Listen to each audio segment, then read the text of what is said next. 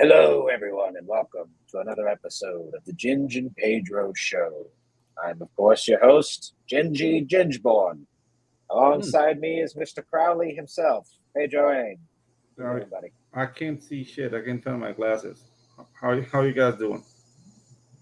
I'm doing good, buddy. Are you Velma Dakley all of a sudden? You can't see without your glasses? No, dude. Like I'm old, man. I have old eyes. I just fake it, but today I need my glasses, man.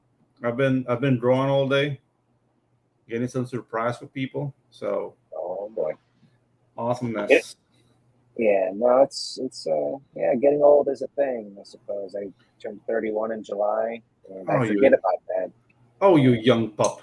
Shut up. Well, my knee hurts. I got a bum knee now. My right knee's like... it's going to get worse. Extended. Yeah, it will only get worse, so don't worry. Yeah. Okay. Well, real quick, buddy, we got a project going on, so let's get that pimping out the way, and then we got something very exciting. But before we move on the subject, get ready to get hurt for sneezing. For sneezing? Yeah, you sneeze and you hurt yourself. That's like welcome to oldness. I've sneezed and farted a few times in my life. Yeah, but like when you sneeze and you throw your back, that's like, okay, I'm old. Ooh, shit. I've seen that happen. Okay. It hasn't happened to me. But let me address this real quick. He says, Ginge, I love you, but I can't watch with that weird robo voice thing. I'm going to be getting a new mic here soon. Yeah. And because I've been checking back. I actually checked back on last week's episode, and it does sound like shit. So I am sorry about that, buddy. I'm gonna be getting taken care of here in a couple weeks. Sorry, Ashton. Yeah, still appreciate you coming by. Anytime, any time of the day or night, you come and knock. Yeah. Okay, so waifus and kaijus, my friend. Babes and bots and badass monsters. Yes, sir. Get this up real quick. Yeah, dude. Like we're picking up them emails for the mailing list. Things are chugging along. We'll be. We're gonna be revealing more characters this week, so be on the lookout. Get acquainted with the cast. Yeah. And right now we're at 44 signups, so awesome. I like the pace. Doing good. And, So here we are, 130 pages of babes, bots, and monsters. The evil Lord Xerxec threatens all life in the universe as basically humanity's last stand against a universal threat. They decide to gather Earth's strongest fighters for a tournament, but also for a secret mission. Yes, sir. Without giving too much away, you guys definitely can sign up to the mailing list. We want to launch at 200. Yeah, so that's right. That's the goal we're shooting for. And Pedro, I actually have this preloaded this week, buddy, because I remember last week. So check this out. Check it out. You might be familiar with this, but friends of the show. Hang on. Okay. Here we go.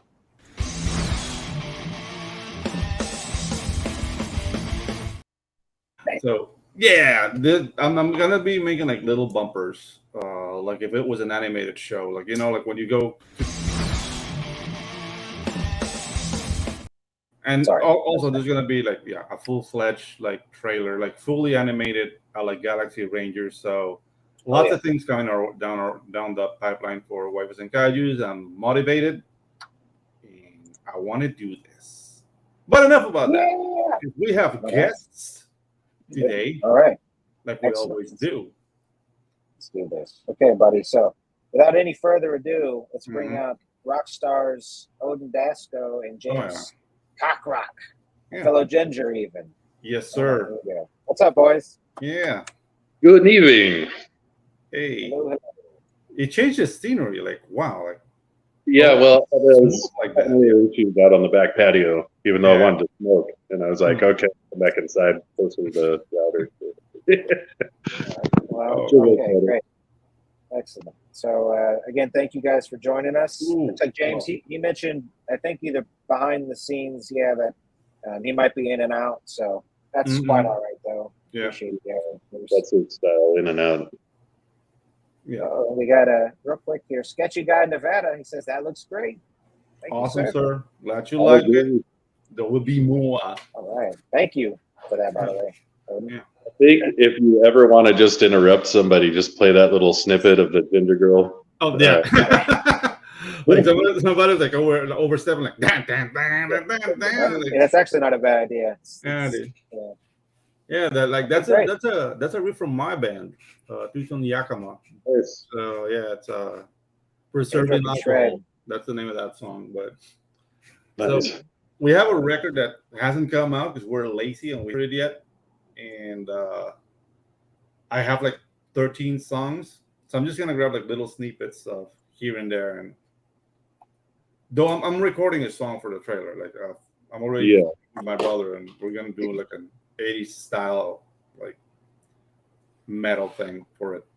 But enough about that, because we have guests here tonight. Well, Odin, Dasko, and but what you're talking about sort of plays into it, because how we like to sort of do the show is we'll start with a little bit of your creative background, and then obviously that sort of usually segues into the book. So right, you're obviously a musician, a singer, a very creative guy. You're also a writer, of course, on the book we're here to talk about, right? Kill Them Dead. Yeah. Yep. We do it this way, Odin, because it's really weird to just ask somebody like, why are you here? So let's talk about you first. Like, what makes you itch? What got you into comic books? What got you into writing? What got you into music? What makes me itch? I like that. Yeah. You don't have to be too specific on what actually makes you itch. But I'm not going to name names, but let's leave it at that. Yeah. I mean, you've been playing rock and roll for a while, so like itching all over is a part of it. Yeah, that's part. It's kind of like that old man talk you guys were saying, like the older you get, the more those itches come back to haunt you. And I've never sneezed and thrown my back out though, but I have. By sneezing? Yeah. I've hurt myself from the wind or something, crazy. That happened to my brother, man. But the thing's like my brother doesn't really take care of himself. Like I kind of do. Like I work out. My brother doesn't. And dude, like, we were about to play. Who was like, ah, shit! Oh shit, my back! Oh shit, my back! Like you old. Yeah, he turned 51 today. So happy birthday, bro. The bass player. Yeah, he's a bass player. Yeah. Yeah, subscribe to his channel. It's good stuff, man. Yeah. So anyway, we want to talk about creative influences and stuff like that. Yeah. How it all started for you? Was it music? Was it writing? Was it comics? Well, it started. I started drawing. That's been my passion my whole life, And I was always writing and making comics when I was a kid. Shitty comics, just kid stuff. Yeah. But and so that was always a passion. Then once high school hit, I started getting this notion I wanted to play music, and comic books just took a big back burner because I was like, I'm gonna be a rock star. So I did that, like lead singing in heavy metal bands for like 20 years. And it just didn't leave enough time to really make comics and stuff. So now that I'm older, old man, as we were talking about, I had to hang up the microphone in a working performance kind of way and go, okay, but I need to be creative. Let's go back to that thing you loved, art, which I was always drawing the whole time, but like go focus on comics. Let's make a comic. So I made Unconditional Shove. That was my first comic, and I met James, who is MIA. He's having issues, but and he had just released Magnificent Bastards, and it started his own publishing company, Broken Compass Comics. At the time, we changed it to Broken Compass Entertainment. And speak of the devil, right here. You summoned him, and we summoned him, and there he is. But we hooked up. He released Magnificent Bastards. Got good reviews. It's a great book. Just got done printing Unconditional Shove, which is fulfilling this week. James printed in Canada, where he's at. But in the midst of all that, we started writing this other idea, Kill Them Dead. James came up with this concept, and it has evolved into what it is now. But even from its inception, I'm like, this is a great idea. Let's do this. And the idea was that it would be a journey through the underworld through the eyes of an unknowing hero that is taking down the underworld, but is just basically a lost soul in the mix. So there's nothing real special about our hero. But the other idea was that we would have a rock opera associated with it and make a metal album that coincides with the story. So all the lyrics, all the drama within the music coincides. So it's meant to be listened and read at the same time. And so we got to work on that. And then the other idea we had was that it would be printed in blacklight ink. So blacklight ink. And I don't know, we're just coming up with all these crazy ideas, and we're like, what's stopping us from doing this? We crowdfund this thing and we make enough money, we're doing it, you know. Wow, like I have questions now. Because if you are want to print in blacklight ink, does that affect the way you paint the art? It does. So that's the other part of this, and the other part of Broken Entertainments, who can't be here because he lives in Germany, is Skunk Work, the phenomenal painting talents that he has. So we have Samir Samao is the same penciler and inker from Magnificent Bastards. He's doing the pencils, and then Skunk is doing the finishes and the painting. But he does have to do very specific coloring to give it as much vibrancy as possible. So it's almost like looking at a blacklight poster. So you're using, hot colors, the paint, and the oranges and the blues and green, they got to be like neon, as much as. Yeah, and I assume, you don't have to divulge anything if you don't want to, but that affects the printing price also, right? Yes, and it also affected where we could go for the printing. But we found somebody, I would say 95% secure. We'll be able to print it, do the album on vinyl, and everything that we want out of this book in a one-stop shop, because we thought we might have to go several places. Regardless, we knew the possibility was there. We just went, okay, we're going to have to structure the tiers and the pricing accordingly. But now we're actually pretty excited to say we might be able to get it down, the price point down for everybody. It's still going to be a kind of a high dollar book because it's big conceptually, and it's like we don't want to change what our vision was. But so we don't have any set pricing now, so I don't want to say, but it's going to be on the higher end of comic book pricing, but it's obviously much more than just a comic book. It has a characteristic that will basically, like I'd say, justify the price. Yeah, exactly. Yeah, we're not gouging anybody like this. We're going to put it out as cheaply as we can and get it going. So. Dude, but this is awesome, man. Like I'm really amazed at the fact that like people have like complete creative freedom, because a project like this you couldn't do if you were working like on Daredevil or whatever. I was like, I want to make like a UV light fluorescent Daredevil kind of thing. They will just kick your ass and put you in the streets, would be cool. Yeah. That is the beauty of the sphere that we're operating in. Is the sky's the limit. If you have the dream, and that's crowdfunding, regardless of comic books or whatever, that's crowdfunding. You have a dream of a cool idea, you get people on board to back it, and you make it happen. So, and that's the thing. Yeah, you're right. Like, not many publishing companies are going to do this, but we're our own publishing company, so we're we'll do it. Who will take a chance? Like it's a thing. Like, who will take a chance in a project like this? It's why people that they stop themselves from even thinking about it. You know what I mean? And here I just like this complete freedom is very refreshing, man. Yeah. So kudos for daring. You know what I mean? The cojones, you got to have them. The cojones. So, yes. Can you see this page I've got pulled up? I've been on Skunks. Could you tell us a little bit about this page here? Yeah, so quick aside is that this page was penciled by different penciler. He had to drop off the project. He was amazing. So is Samir, who is picking up. But this page is the beginning of the book. It's an initial battle that is kind of just setting the stage for what the underworld is like. which is basically just nonstop fighting. It's hell. And so it's Technicolor hell because it's a black light and it's bright. But that's Charon, the ferryman, who is on his ship. His ship is getting assaulted by another ship, and there's just war going on. And in the midst of that, we find our hero, which is not on this page, but this is just kind of setting that stage. This is just war, insanity, zombies, monsters, everything you can imagine, and it's nonstop. It's like a sea of blood, souls, zombies, monsters. That's just the life in the underworld. Yeah, there's an element of despair, because if you die, you're expecting like eternal rest, and then you go down there and it's war. Like, I don't know. It's rubbing me the wrong way. It's like, no, what? No. Nonstop death.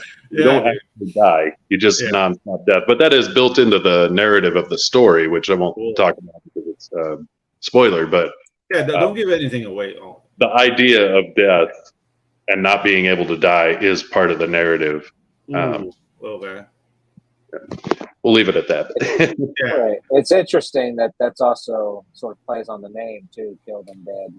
Yes, and that is very specific and on purpose. So, yeah. Okay, yeah, so, another thing that James pitched me first was he's like, I've got this idea for a book, and I love the title. He goes, I call it Kill Them Dead. And I chuckled to myself just like I did now, and I went, I like it. I think you got something there. Just on the name, he hadn't even pitched the idea to me. And I was like, yeah, I think we got something here. Yeah, let's do it. Yeah, I can work with that name.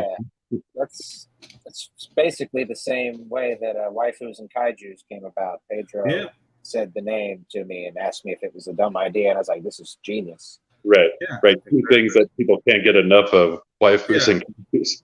Very direct. That's So I think we got a question for you here, Odin. Yep. Real quick. Sketchy Guy Nevada says, did you hear that right? You're having the record album and the comic book done in the same house? You have to record the album? Very nice. Well, we're recording the album. So Jacob Lizette is a musician and a composer, and he's a multi-instrumentalist. He did all of the music and all of the composition with some, ideas and insight from James and myself about, when we showed him the script, kind of like, here it needs to do this, etc. So he's doing all of the music and the composition. James and I are writing lyrics and melodies, and then I'm doing the vocals. I also have a friend, Josh Webb, who does backing vocals and narrations. Sweet. So that was all recorded separately and then mixed and mastered together. And so the recordings are done that way, but all of the printing, we have one spot that, like I said, 95% sure can do everything we need. Which is, we're gonna be pressing. Oh, I gotta mute you. I'm getting tropical rain right now. That's loud. That came out. That was loud out of nowhere. Damn. Yeah, it comes out of nowhere, just splash flood. Okay, wow. Yeah, so let me ask you a little bit about rock operas, because for many years I used to make a joke about wanting to, because I think I made a joke about Domo Origato Mr. Roboto earlier, but in all seriousness, that song, it's a great tune. Styx is a great band. It's sort of a funny tune, sure, but I think that album is a rock opera, like the whole thing. Right. And I sort of, before figuring that out, I guess it's obvious, but I just didn't know what a rock opera was growing up. But the point I'm getting at was the joke I made for a long time was wanting to write the sequel to Mr. Roboto. Oh, okay. Just as a joke. And then I looked into it, like year one of comics. I was like, dude, I can message the Styx guy and like, let's do the sequel to the comic book, or in a comic book. Turns out he didn't do it in a comic book, but he already wrote the sequel. I think he wrote it as a novel. Oh, that's cool. The Adventures of Killjoy. Yeah, there you go. I know it's you're gonna make me look that video up. Domo arigato, I got a secret. It's it's a silly song, but you know, I what love is that. it? You know, for you, what sort of defines a rock opera, and what about that helped you create this one? Well, for one, it was we'll just give credit where credit's due. It was James's idea to do a rock opera, and then I thought it was genius. Of course, I was like, yeah, let's do it. But my experience is more. Well, I tried out for Jesus Christ Superstar once as Judas, and if that production had ever kept going, I probably would have had the part. So I was trying to work my way into actual rock opera like performances, but the other thing is kind of like concept albums, which I've always loved. And if people don't know, I'm sure most people, anybody listening knows, is concept album is like the entire album is one epic story, even if it's segmented into different pieces and songs. So you just love that stuff, and you go, how can you tie music with story or with comic book? As I remember, as a kid, I bought Wolverine Blues from Entombed, the death metal band, and I was severely disappointed. For one, that wasn't their best music, but also the comic was just a Wolverine comic. It had nothing to do with the songs. Like, it wasn't really attached that much. And so we really wanted to make it like intertwined experience that the music feels and represents the story and what's going on in the book at the same time. There's James. Maybe he can elaborate a little more. Hey, You know, guys. a record that did that too for me was Somewhere in Time by Iron Maiden, because that cover was trying to tell me a story, but it's just like Somewhere in Time, and that's it. All the songs are like whatever. And yeah, they don't really match that cover, but nonetheless, like Seventh Son of a Seventh Son. Yeah. That cover of him like over, it's like blue and he's over the ocean or like glaciers or something. Yeah. And I just remember like I would look at that art and listen to the album, and they were lined in my head, like the song. 100%. I mean, a lot of the inspiration for Kill Them Dead and what we're doing, I think, really does come from Iron Maiden.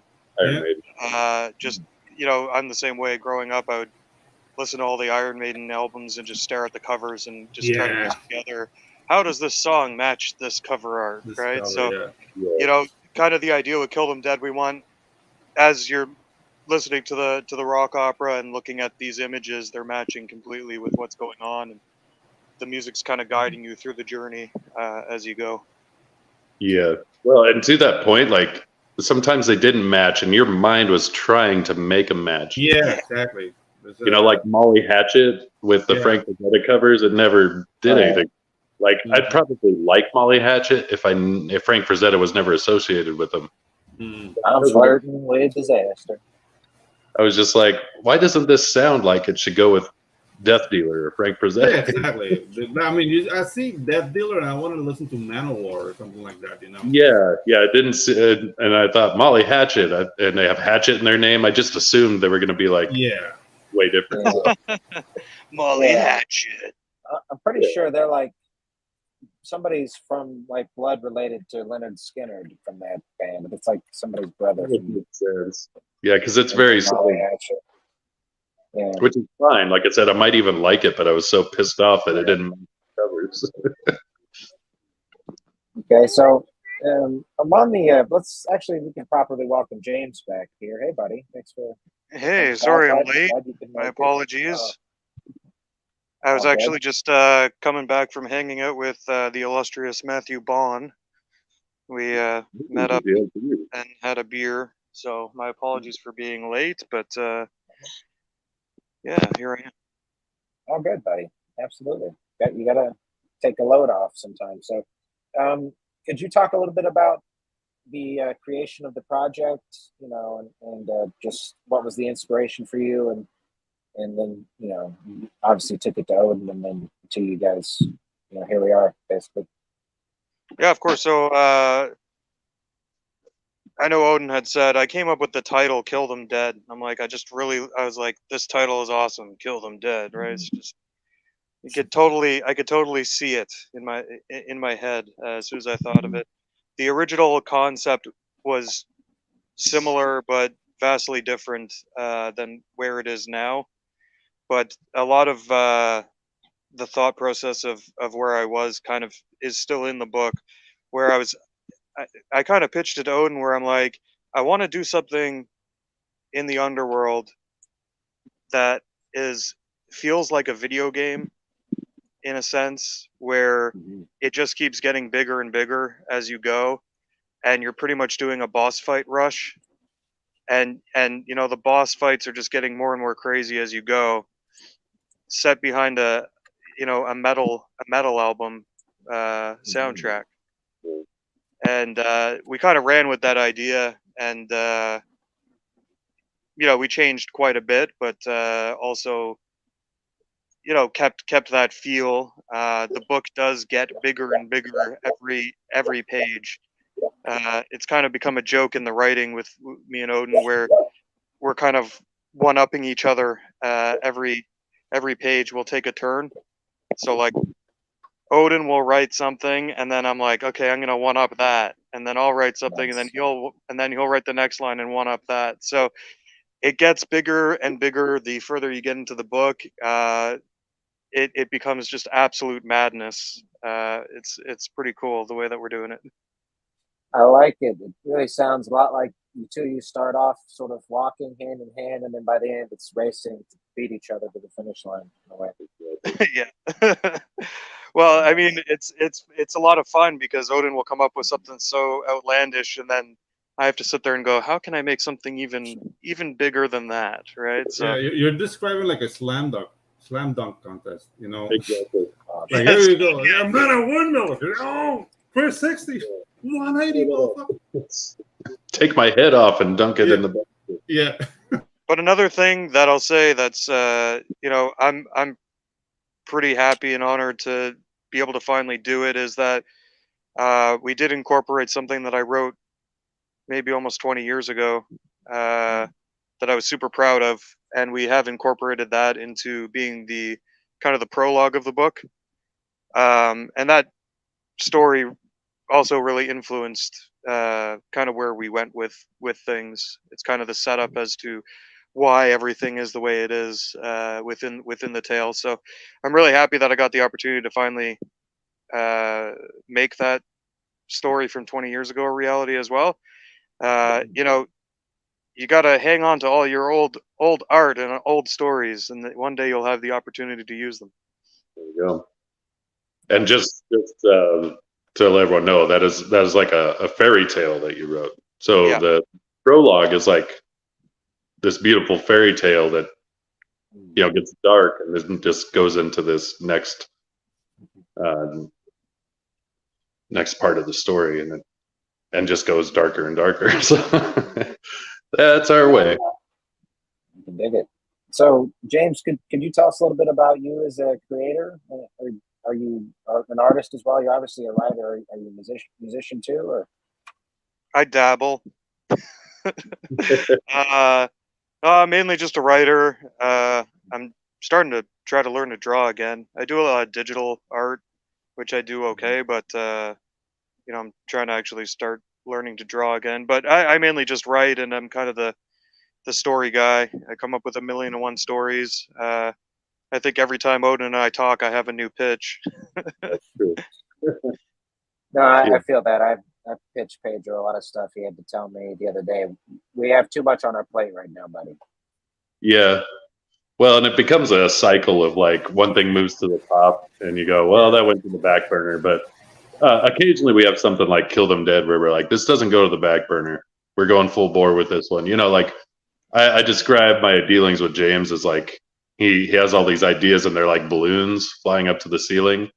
And I have to pull down the ones that are like the winners. You know, like those are all great ideas, but this one's got wheels, you know. So yeah, that's kind of how it works. But yeah, he's a fountain of ideas. It's never ends. Like, okay, we'll do that eventually.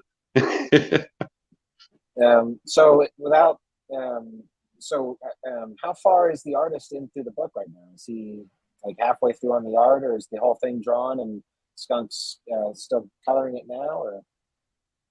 So we had to switch artists, unfortunately, but that's not going to affect the book. The book's going to look exactly the same because essentially, with the pencils, the way that not artists, but the way that Skunk is painting it, he's kind of doing his own interpretation of the pencils, anyways. So, so due to the change, I'd say we're almost a quarter through, but a lot of the focus has gone into the music production as well. Like there's a lot of moving pieces to this, and a lot of different things in production at once for the book, right? So music wise, we're trucking along as well. But just the reality of it is we're crowdfunding this one because that's the way that we're going to keep the wheels going and keep the lights on. And every penny's going to go towards making this the best possible product we can. Yeah, this is a true crowdfund where it's like, if we were to pay for this out of pocket and just have everything ready to go, we'd be going into debt. It's an expensive undertaking. All the music costs a lot of money. The printing is going to cost a lot. But it's not just crowdfunding for the printing. There are pieces of the music that just cost a lot of money. But that said, we believe that we can raise enough with the campaign, and once funding is fully there, then it's like you just hit the ground running because you don't have that obstacle, So, but we've been doing a lot just out of pocket already, because we love it. We're going to keep going all the way up until we make the money and keep going until the end. So, yeah. And once you have the book completed, I mean, it's yours to do with whatever you like. And, I can definitely see this on a shelf somewhere. I mean, it's a more premium quality book, in its conception even. That's really a standard, even page count comic book. So, yeah, and that's what we're going for sure. We want it to be something people are proudly putting on their shelf, proudly displaying, and again, it's got 2 vinyl LPs, which are the front and back cover, the sleeves for the LPs, sandwiched over the book.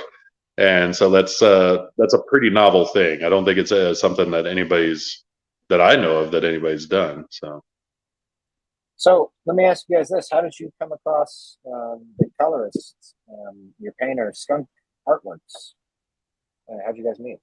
Well, the first time I hit him up, like I started following on Twitter, like I just stumbled across and saw something. And I went, oh, here's a guy to watch. Like his stuff's amazing. And then I was looking for a print for Unconditional Shove, but I didn't want to just go to the normal comic book sources, known names and things like that. But I wanted somebody with impact.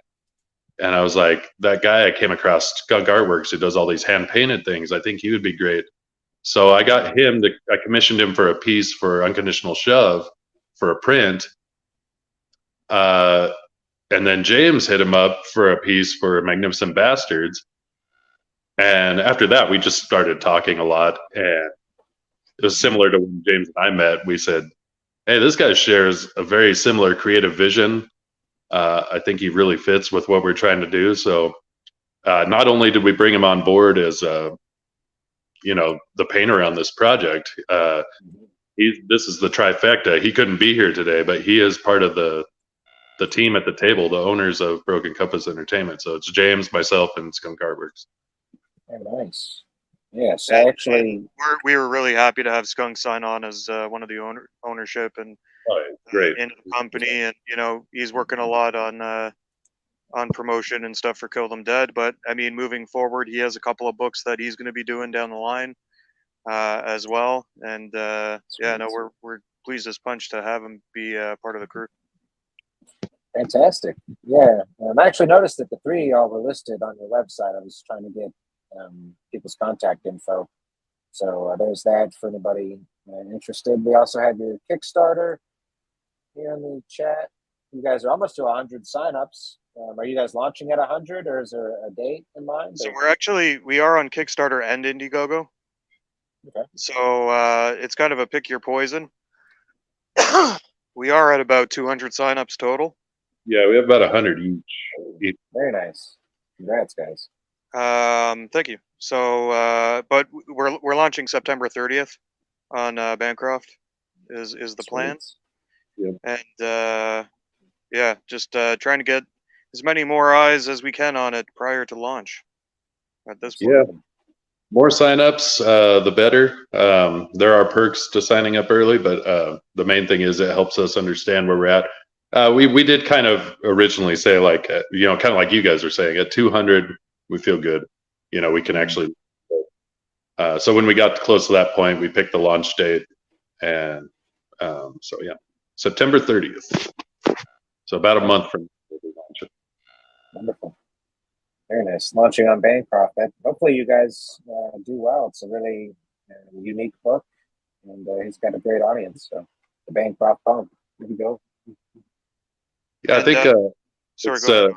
I was just going to say, I think it's such a novel, ambitious idea that it does kind of sell itself as long as people are willing. It is a little bit higher price point, but it's not going to be crazy ridiculous. It's going to be attainable for anybody who seriously wants it. But I think it stands on its own. It's quite different than anything else out there. So yeah, I mean, to me, the page count and the amount of sort of uniqueness, a UV painted comic, that if you were to find that at like Books A Million, which, the local bookstore or whatever, or on Amazon, you would kind of expect to be paying a little bit more just for something like that. So I don't find that out of the ordinary or anything.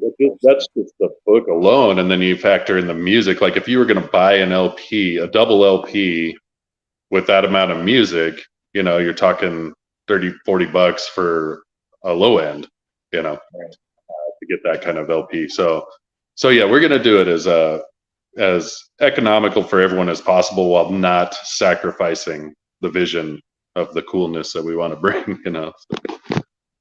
I mean, the cool thing about this is that both products seem to complement each other good, well. You know what I mean? Yeah. Because I mean, like you can listen to the music while reading the book. You can enjoy the music on its own. You can enjoy It's not like here's a comic book and 2 free passes to a strip club. Like, dude, one thing has nothing to do with the other. Here, like, I see, and I heard the music, dude. Like, I have to say it. I hear a lot of Man of War in it, and I love it. So yeah, dude, this is gonna be a very good companion, like with the underworld, the style of music you're making. Yeah, it's gonna be awesome, guys. So yeah, we're working hard on it. So, but yeah, that's why we wanted to show the music. It's like the music isn't shit, it's good, and the artwork's good, the story's good. Like nothing is sacrificed here. We're trying to make everything as awesome as possible. So, and I mean, we're very proud that. We have surpassed over 1,000 listens on the Spotify release of The Endless, which is one of the tracks from the book. That number just keeps going up. So it's really cool to see. People are really enthusiastic about it. And as well, we did announce it in the wee hours of last night, but on the Broken Compass Entertainment Twitter, we did announce that we are now going to be doing an art contest. All the rules, regulations, downloads, everything's there on the thread on the Broken Compass Entertainment Twitter. And so essentially the winners of the contest, the vinyl records themselves are actually going to be image printed. So there will be 4 winners to the art contest, and their art will be printed on the vinyl records themselves as part of the product. Yeah.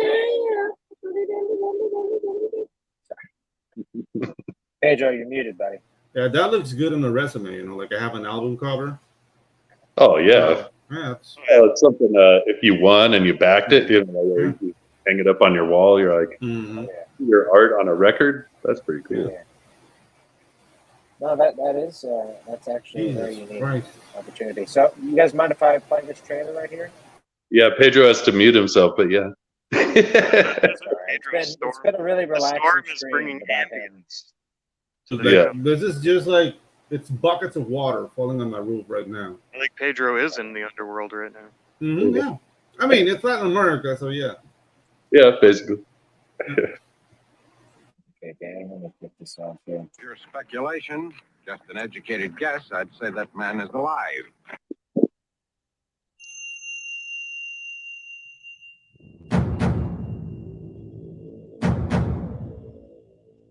lords of the underworld await. You will clash steel upon bone, blood upon rotten flesh, and fill this void with light. You must answer this call, Husk.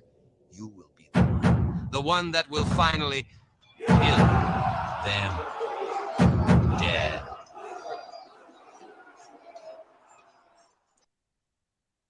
Very nice. Yep. And we got Vincent Price to do the monologue. That was great. Yeah, That's I went impressive. and dug him up and got him to do it. Yeah. I did the voice. We mimed him.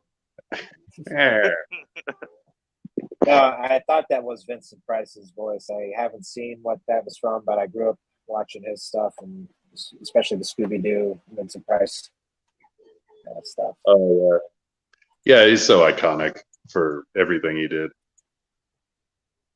Okay, so hitting the pendulum the other day. nice. I forgot how ridiculous. It was like Vincent Price or Peter Cushing, man. Yeah, Peter Cushing. Yeah. I haven't had time to go back to the graveyard to put his body back, so I still have it in the garage. Wow.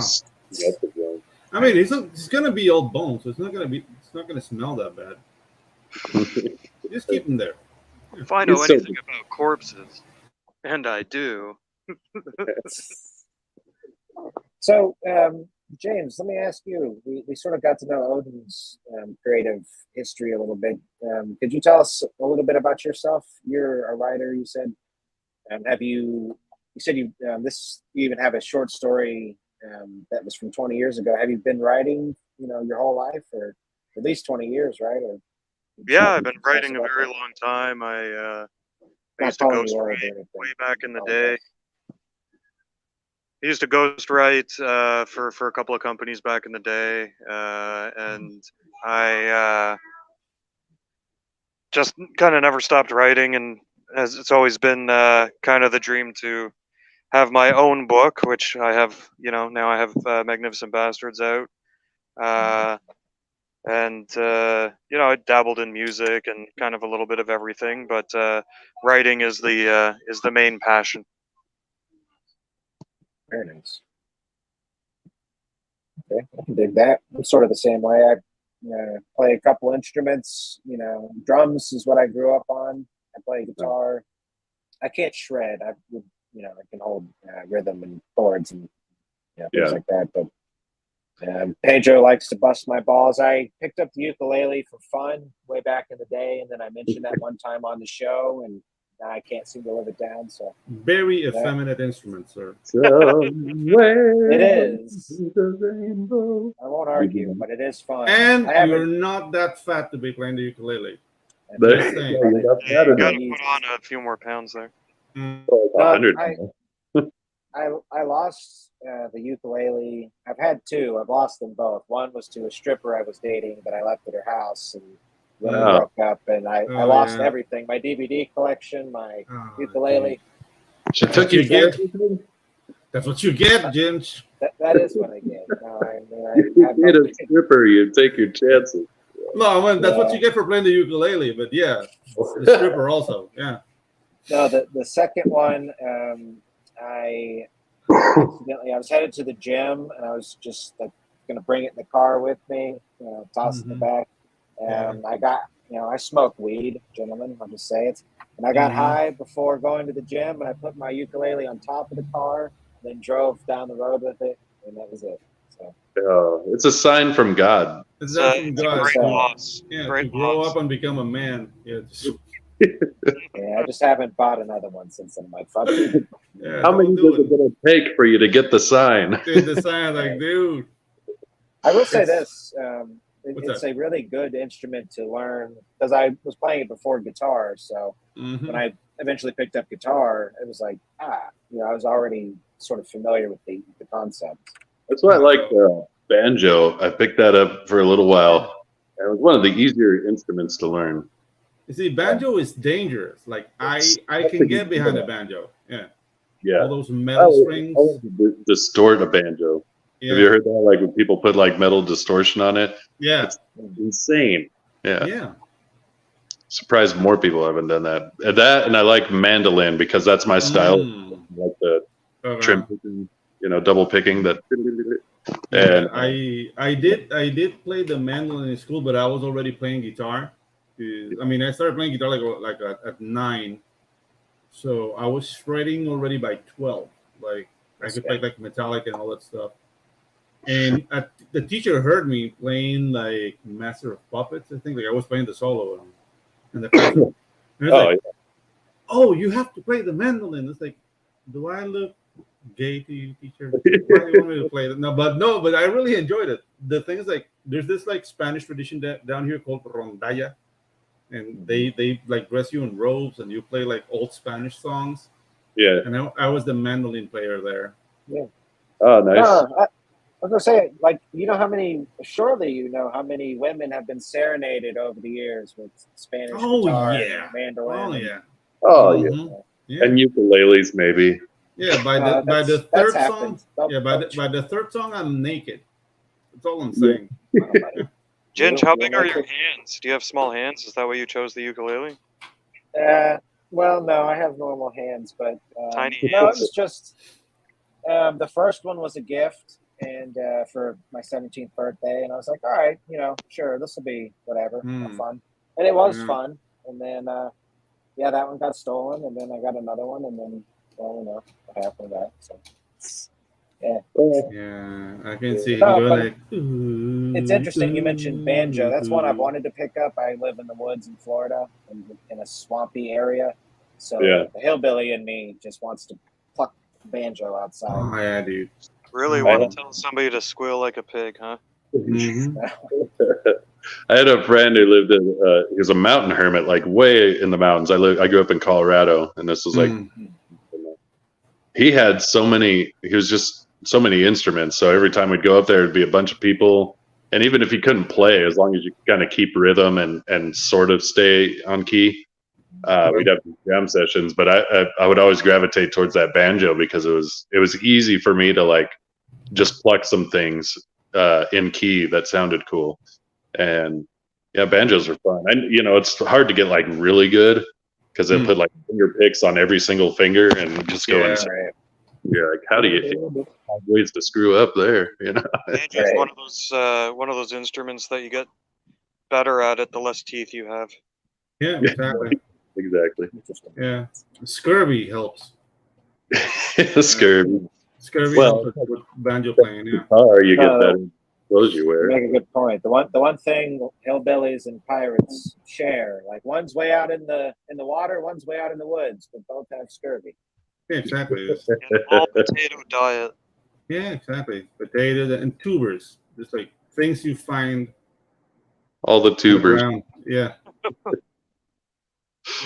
So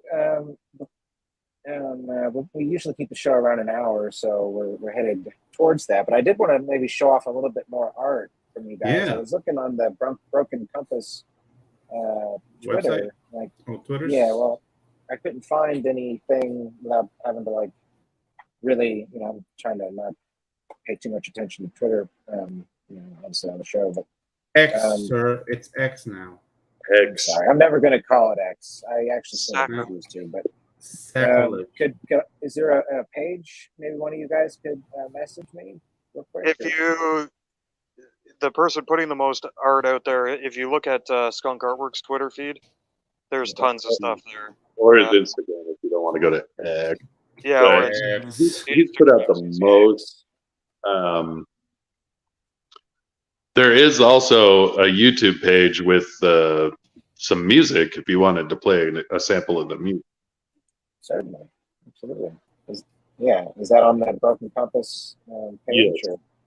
Yeah, I think it's under the live tab because we streamed it live when we premiered it. Is it the soundtrack, The Endless? Yes. Yeah. I think you're going to enjoy this song, Ginge. I love metal. Like, Lamb of God, they're one of my favorite bands of all time. Ah, dude. It's another one. I was playing Ruin yesterday. Which was the first one you mentioned? Lamb of God. Oh, Lamb of God, yeah. So I missed Pantera, but Lamb of God opened. Like I was just about to see him, but everybody Lamb of God tore it up too. Dude, here's like I saw that show. I was I there. know you were at that show. Rub it in with us. The summer I discovered, actually it was Christmas break. My uncle, I was like 14. My uncle he was in the army. He just got back over from Germany, right? And we grew up super close. And when he came back, it was really exciting. So I spent like a week of my Christmas vacation just hanging out with him. And that week, he introduced me to like a bunch of stuff that's still my favorite things today. Lamb of God, World of Warcraft. At the time was just going into Burning Crusade. I don't play the game anymore, but at the time it was a really great time for it. Red Bull, which I used to drink like a madman until like 2 or 3 months ago. And then Pedro shamed me. Yeah, your balls are gonna fall off, man. Just I know about it. stop drinking that shit. No, it's like Lamb of God. Sorry. Lamb of God. So you mentioned World of Warcraft. Were you associating that with the music, kind of? Well, it's just that I mean, not necessarily, but we were listening to it while he was just showing me. I think what's the one that has "Walk with Me in Hell." I think that's Sacrament. That album. Sacrament, yeah. Out, "Walk with Me in Hell." And, that's their best album. Yeah. They're just I fucking love that band dearly. But I do. That's they're like perfect gym music. Same with Pantera's Vulgar Display of Power. It's like 45 minutes. By the end of it, you've had a great set at the gym. I don't know, man. Like this might make me look bad, but one of my favorite like gym albums is Dr. Feelgood by Motley Crue. There's something about that album that makes me just pump iron like a madman. But I know it's Motley Crue and it sucks. But yeah, I was just gonna say like I know it's Motley Crue and I know it sucks. But my workout stuff, because I don't really go to the gym anymore, but when I was going was Chaos AD, Sepultura. Cool. Yeah, that album was the one I most associate. That and Vulgar Display of Power, like those two, I was listening to the most. I mean, when it comes down to Sepultura, I have to say Beneath the Remains and Arise are my albums. Well, Arise is my favorite album of all time. It's just I think Chaos AD dropped at the time when I was in the most, because I was all back. That was high school. I was playing football and shit. I mean, Chaos AD is when they started to become like tribal, and I really don't like that Sepultura. Like I liked it more when they were like straight trash, like death metal. But Arise, a little bit of the tribal stuff, but not like Chaos AD was really when they started. And then Roots was. Roots is like, okay, I don't get this. And I liked it, but it was different. It was a totally different. It was like, we're Brasileiro. Like, okay, you're Brasileiro, but this is not metal, boy. I've always leaned more into the power metal stuff myself. But and that's where the Sick and Dead music is. Manowar, Iron Maiden, It's a little heavier, a little more modern than Manowar and Iron Maiden, but it's got definitely that feel. Yeah. The Priest, let's check it out, boys. Yep.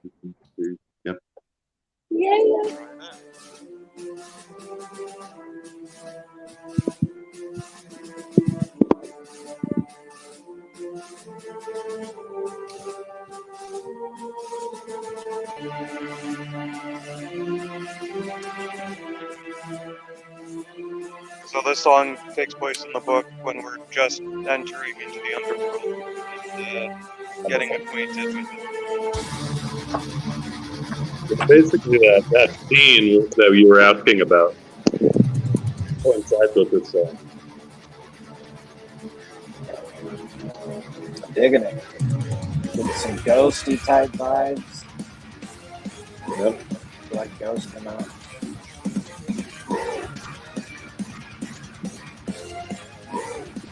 Makes me want to take just whatever's around me and start smashing it in my face. The souls within begin to spark for the fate we all shall be. The very man, he knows the way away beyond the stars. Fought for life and fought for fear, we're dead, we've come this far. And the foemen of monsters, and the rowers of thieves, and the endless endeavor brings you farther from me. Oh, no endless well. track.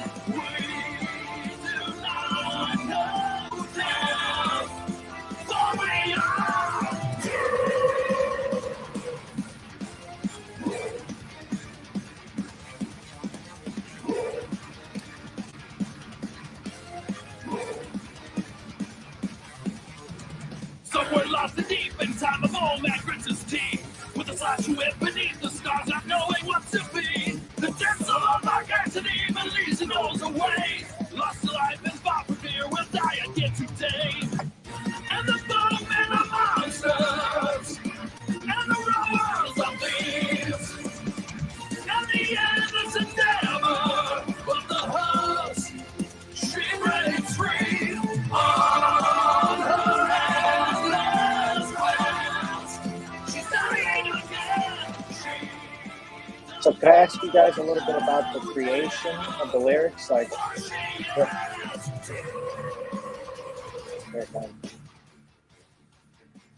playing here in the background. So what was? You're stepping in my groove, man. Come on. Right. This is a breakdown, baby. And Right. That's part.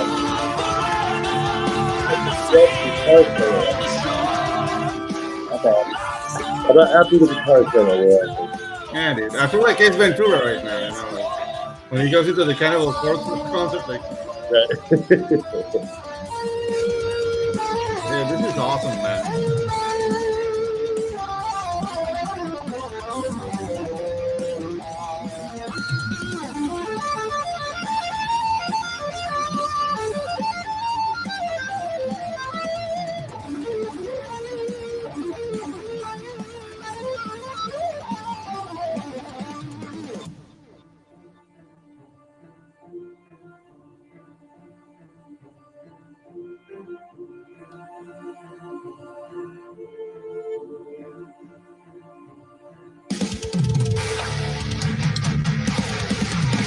This darkest night, these cursed souls fight, bodies fall into the sea.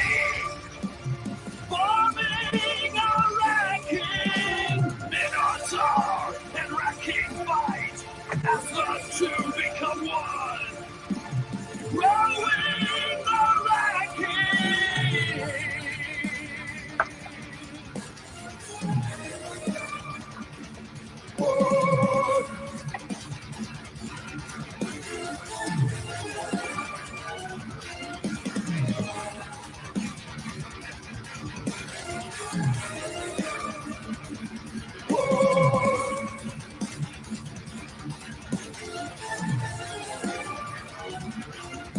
The warming flight all through the night.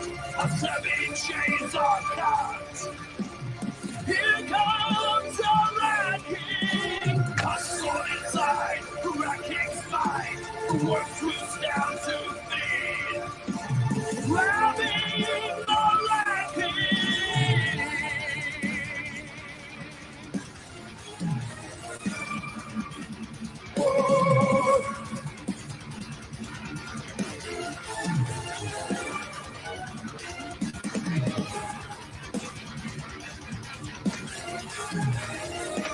Let the bass guitar go in.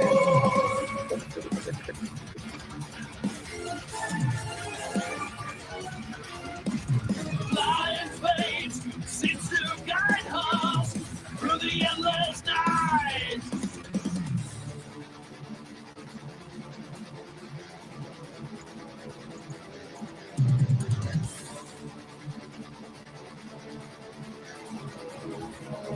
Thank you, Matt.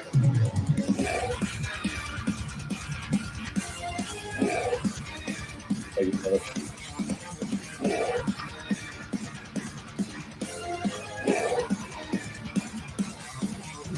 Sometimes that's the one to fight with the racking in its teeth. Exploding from the bike, bodies fall deep into the sea. The Huskamonks are towing, the Minotaur is too. Slicing down the war's belly for falling to her doom.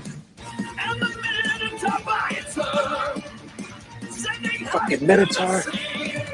Fuck that Minotaur. The husk cannot see on her endless quest. She's dying again. She's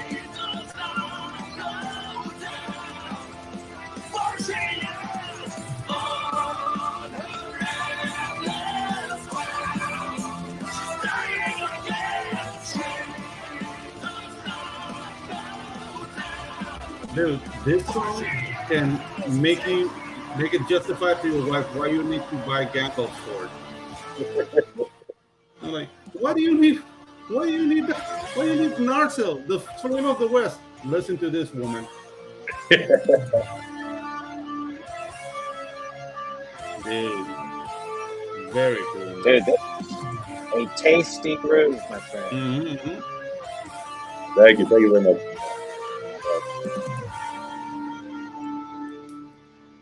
Really dig the synth as well. It's sort of, I don't know if you're familiar with the band. All credit for the music to Jacob Lizette. Guy did all the music instrumentation and composition, more or less. So, yeah, phenomenal musician. Absolutely. How'd you guys come across him? I mean, it's a hell of a find right there. That guy's should be famous. We tried out a few different people, and what'd you say, James? Nice. I said I'm a finder of people. That's a skill. Yeah, we tried out some people, and you know, the thing with Jacob is he totally gets it. He totally understands what we want. He totally understands the feel of the project, and follows. You know, basically he writes to the script. He looks at the script and, you know, does the composition that way as well. Dude, I thought you were going like all Dune on me. Like, so many people tried. They tried and failed? No, they tried and died.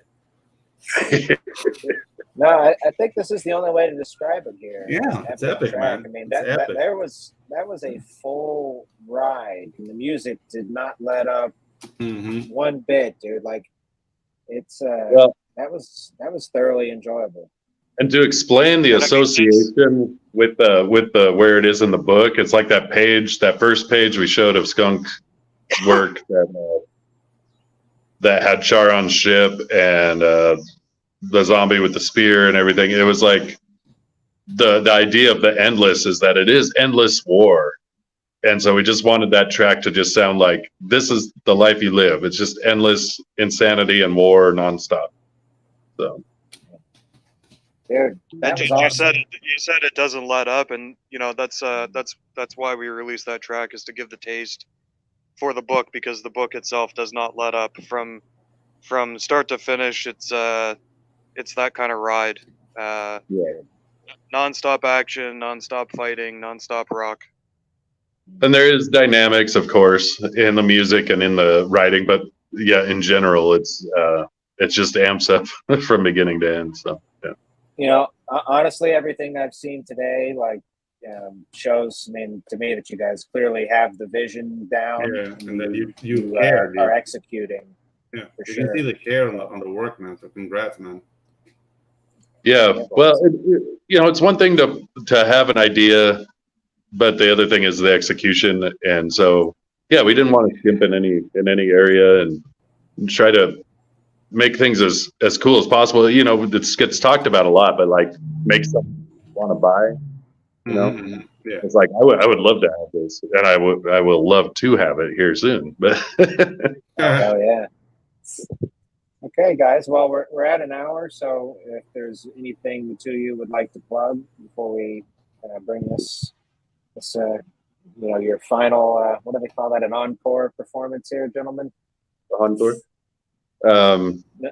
No, just anything you'd want to plug or anything like that. We got the links in the chat here. Invite everybody to check out the thread on the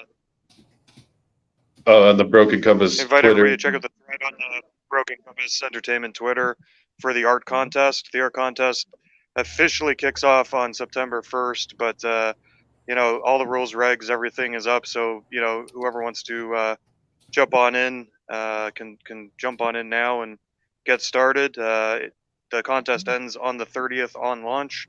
We will be announcing the winners, and yeah, we're excited to see what people bring to the table. Awesome. Are you guys going to do that on Bancroft's show? Be announcing the winners like live? Well, we're going on a secondary show. We might announce the winners on the secondary show. 'Cause Bancroft's is pretty tight at an hour, kind of pre-structured. But we're doing a follow-up show on the Gutter with Aldous, and we might do it there. We haven't fully figured that out yet, but And we might also be doing a pre-show as well. Like, it's going to be a busy night of streaming. yeah, for sure. One of them nights. Yes, but there's a lot of fun. Yeah. Cool. Hey guys, we got good stuff in the chat real quick before we. Hey, what's up? Good stuff. What's up, buddy? What's up? Good stuff. Good to see you. What's up, Odin? Thanks for coming by, And thanks buddy. for stopping by. New names that I don't know. Thanks for stopping by. Good to see you as well. Yeah. Okay, guys. So we'll go ahead and let you out of here. Pedro and I usually jibber jabber a little bit before we say goodbye. So you guys are free to hang out if you want to chat after. If you got to split, we don't want to hold people hostage. But Yeah. okay, boys. So I'm gonna go ahead and bump you out of the back. Thank you again for coming. Dude, this is an awesome project, man. Whew. People should jump in. We're gonna get a vinyl, two vinyls. Roller coaster ride. Yeah. That tune. Yeah, dude. It's freaking rocking, man. Yeah. Yeah. Great. It's as professional sounding as you'd like. Mm-hmm. You can always get you can get the replay. Good stuff. It's a good show, man. It's our boy Odin. Okay, buddy. So great work this week. Mm-hmm. Yeah. Had a good time chatting with you. Yeah. We'll be chatting again here soon. Again, Waifus and Kaijus is out. Yeah, Let me drop that. Well, the pre-launch is out. Yeah. So be on the lookout for the new character reveal throughout the week. We're gonna be revealing 2 characters each week until we launch. So that puts pressure on me to do more promo material. So yes. And the more pressure, the better. Yeah. I need help pressuring Pedro from time to time. Yeah, exactly. It seems to be your job lately. I hate you. I know. I'm sorry, buddy. Okay. All right, gang. Let me see who we got next week. Mm-hmm. Oh, I know who we got next week. Speaking of pressure, it's Oh, yeah. Neff and Frequency Ooh. Girl. Yeah. Oh, that's cool. The I like those characters. Neff. Yeah, no, they're both great. I'm just Yeah. Neff. You know, he's the hard edge, and Frequency Girl's the soft, sweetness, if you will. Yeah. Great set of folks over there. Yeah, they're a cute Happy couple. to have them. Yeah. Okay. So without further ado, buddy, we will go ahead and call it. No pops this week, so we'll boogie on out, and we'll catch y'all next week on the Ginge Pedro Show. See you, boys.